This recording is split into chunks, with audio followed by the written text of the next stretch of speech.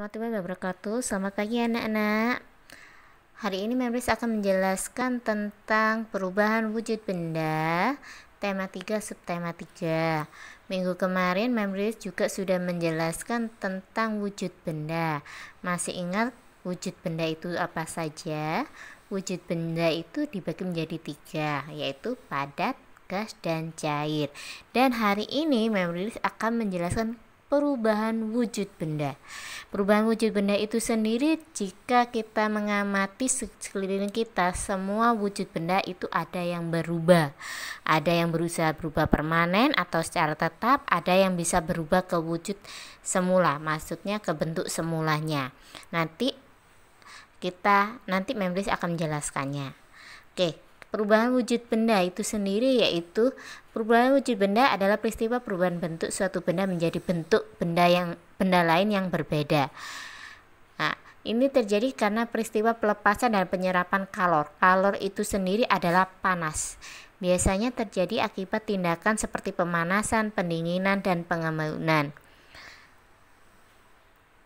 Perubahan wujud benda ini ada diagramnya: padat, cair, gas. Padat ke cair atau benda padat berubah menjadi benda cair disebut mencair. Sedangkan benda cair ke padat yaitu membeku, cair ke gas menguap, gas ke cair dia mengembun, sedangkan padat ke gas menyublim, dan gas ke padat mengkristal. Oke. Membris jelaskan satu persatu apa yang dimaksud mencair, apa yang dimaksud membeku, apa yang dimaksud menguap, apa yang dimaksud mengembun, menyublim, dan mengkristal. Oke. Sebentar, untuk yang merah itu adalah menerima atau membutuhkan kalor. Menerima atau membutuhkan kalor. Kalor itu adalah panas. Kemudian sedangkan yang biru melepaskan kalor atau melepaskan panas. Mari kita ke penjelasan mencair. Mencair adalah perubahan wujud benda padat menjadi benda cair. Apa saja sih? Coba kalian amati di sekeliling kalian. Benda padat menjadi benda cair. Contohnya apa? Nah, contohnya sebatan coklat yang dipanaskan, es krim yang kita biarkan di ruang terbuka, dan lilin yang kita panaskan. Pasti lilin kalau kita nyalakan pasti leleh kan? Seperti contoh dalam gambar tersebut. Kemudian yang apakah ada contoh mencair yang lain? Banyak anak. Coba kalian amati di sekeliling kalian. Contohnya apa saja? Oh, es batu yang dibiarkan saja itu akan mencair. Ya kan? Selain itu, oh ya, mamaku pernah membuat mentega yang dicairkan. Itu juga contoh mencair. Kemudian yang kedua kita beranjak ke membeku. Membeku adalah kebalikan dari mencair ya. Kalau membeku yaitu benda cair ke benda padat menjadi benda padat. Apa saja contohnya? Air yang dimasukkan ke freezer atau es batu, pembuatan gula merah, kemudian pembuatan es krim. Awalnya kan cair, kemudian ditaruh di freezer, akhirnya jadi beku. Adakah yang lain? Banyak. Coba kalian amati. Yang lainnya apa saja sih contoh membeku itu tadi atau benda cair menjadi benda padat? Nah, di sini ada pembuatan gula merah ya, atau gula aren juga bisa seperti ini. Jadi awalnya cair, kemudian dicetak, kemudian dia menjadi padat. Ada yang tahu gula merah atau gula aren? Kalau nggak tahu bisa tanya ke mama. Oke, yang ketiga yaitu menguap.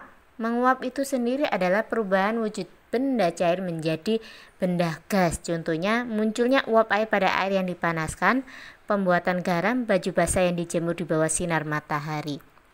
Nah, uap air ini. Nah, coba di situ ada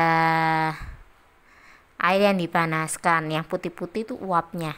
Kemudian pembuatan garam. Jadi garam itu kita kalau lihat di Madura itu banyak tambak-tambak garam. Jadi air laut itu disaring atau dimasukkan ke dalam tambak, kemudian dibiarkan saja. Dibiarkan terkena sinar matahari itu tadi. Lama-kelamaan dia akan menguap. magma. Dalam penguapannya dia akan mengkristal seperti contoh pada itu. Kemudian baju yang dijemur. Kalau kalian mencuci baju kemudian kan basah. Kalau udah dicuci kan pasti basah. Kemudian kamu jemur, apakah bajumu itu tetap basah atau menjadi kering? Menjadi kering, mem. Nah, basahnya itu larinya kemana? Yaitu tadi, basahnya atau airnya itu menguap ke atas karena dipanaskan. Cukup jelas ya untuk menguap ya. Kemudian yang keempat yaitu mengembun. Mengembun adalah perubahan wujud benda gas menjadi benda cair. Contohnya embun di pagi hari, embun di dinding luar gelas yang berisi es, dan pada saat kita mengendarai mobil atau mengendarai mobil pada saat di luar hujan, maka kaca di jendela itu mengembun. Pernah kalian perhatikan? Coba lihat di gambar tersebut. Di situ ada contoh embun di atas daun, kemudian air es di dinding luar gelas itu.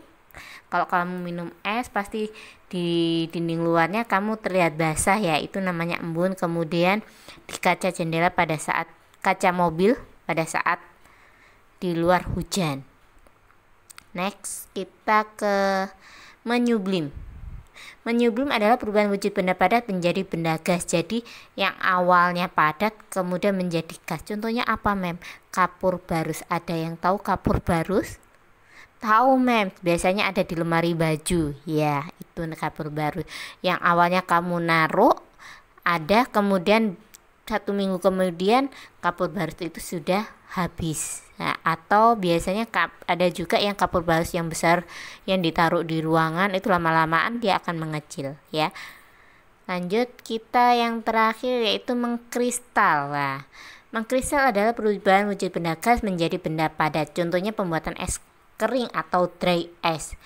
Tahu nggak apa sih yang dry ice itu? Dry ice itu sendiri yaitu kalian tahu es batunya es krim. Nah, kalau kalian tahu es batunya es krim yaitu yang namanya dry ice. Itu ya, pembuatan es krim atau dry ice ini karbon dioksida yang dijadikan dry ice-nya itu sendiri.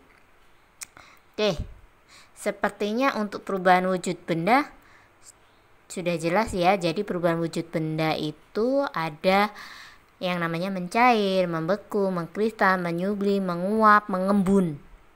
Ada 6 ya. Dan pengertiannya sudah memberi jelaskan, nanti bisa kalian baca. Kalau kurang jelas nanti bisa tanya ke memory list. Oke, untuk selanjutnya yaitu materinya. Kalau perubahan wujud itu pasti ada yang namanya perubahan fisika dan perubahan kimia. Perubahan fisika adalah perubahan materi yang tidak disertai dengan pembentukan zat yang jenisnya baru, atau bisa dikatakan perubahan fisika itu perubahan yang bisa kembali ke bentuk semula. Perubahan yang bisa kembali ke bentuk semula. Contohnya es batu yang berasal dari air. Kan awalnya air, kemudian didinginkan jadi es batu. Setelah es batu ini kalau kita panaskan jadinya air, ya kan? Kemudian lilin yang dipanaskan. Lilin yang dipanaskan dia akan meleleh. Tapi kalau pada saat dia dingin, apa yang terjadi? Lilinnya menjadi beku lagi. Itu tadi. Dan masih banyak yang lain untuk perubahan fisika. Jadi perubahan fisika bisa dikatakan perubahan yang bisa kembali ke wujud semula. Sedangkan kebalikannya dari perubahan fisika ada yang namanya perubahan kimia. Perubahan kimia adalah suatu perubahan materi yang menghasilkan jenis dan sifat materi berbeda. Jadi perubahan kimia itu tidak bisa kembali ke wujud semula. Contohnya ini, kayu yang dibakar menjadi arang. Arang itu apakah bisa menjadi kayu lagi? Tidak. Kemudian kedelai dijadikan tempe atau tahu. Apakah tempe tahu itu bisa dijadikan kedelai lagi? Tidak, mem. Kemudian nasi basi. Nah, nasi basi ini apakah bisa kamu makan atau bisa menjadi nasi yang bagus lagi? Tidak bisa, mem. Atau buah yang busuk, itu juga terjadi perubahan kimia. Apakah bisa kembali lagi segar lagi? Tidak bisa, mem. Dan masih banyak yang lain. Jadi, perubahan fisika itu bisa kembali ke wujud semula, sedangkan perubahan kimia tidak bisa kembali ke wujud semula. Ya kan? Sudah jelas ya perbedaannya perubahan kimia sama perubahan fisika. Ini masih ada kaitannya dengan perubahan wujud benda. Oke. Apa tadi? Perubahan kimia itu bisa kembali ke wujud semula, sedangkan perubahan kimia tidak bisa kembali ke wujud semula. Oke, cukup jelas ya untuk materi kali ini, perubahan wujud benda. Jika kurang jelas nanti kalian bisa bertanya ke Mem Riris atau ke Mem Iva atau ke Mem Isma, atau langsung menulis aja di komen. Nanti akan Mem Riris jawab. Oke, saya akhiri. Wassalamualaikum warahmatullahi wabarakatuh.